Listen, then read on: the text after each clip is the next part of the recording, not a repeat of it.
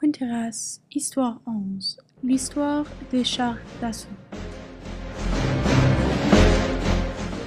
Le char d'assaut était conçu et créé pour la première fois durant la Première Guerre mondiale. Cet véhicule fut une des armes les plus rapidement développées dans l'histoire de la guerre, prenant seulement 3 ans de la conception au champ de bataille. Le char d'assaut, précurseur de la guerre motorisée, a révolutionné la façon dont on se bat.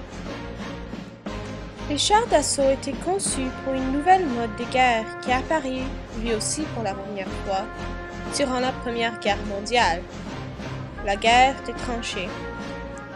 Ces tranchées, creusées par des soldats des deux côtés, mettaient les combattants à l'abri des attaques ennemies.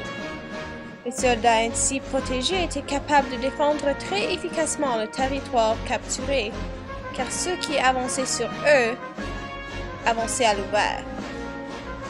Cette tactique de défense marchait tellement bien, cependant, que, largement, personne n'avançait et personne ne reculait.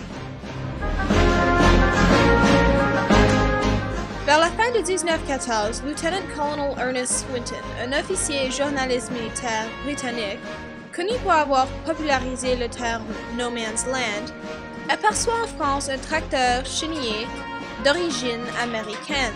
Reconnaissant une opportunité, il conseille fortement au Comité britannique de la défense impériale de renforcer et armer ces tracteurs pour usage contre les ennemis cachés dans les tranchées.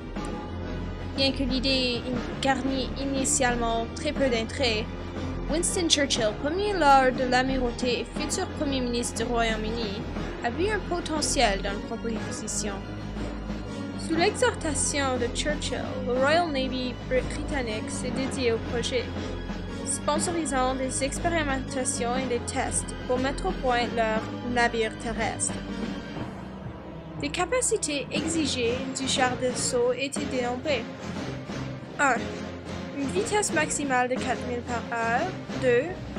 Une capacité de virer brusquement à vitesse maximale. 3.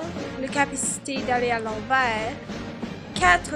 La faculté de grimper un parapet de 5 pieds. 5. La faculté de traverser une ville de 8 pieds. Et 6. La capacité de contenir 10 soldats, 2 fusils mécaniques et un fusil de 2 lignes. Le prototype Little Willie était démontré en septembre 1915 et le char d'assaut était déclaré prêt pour service cette même année.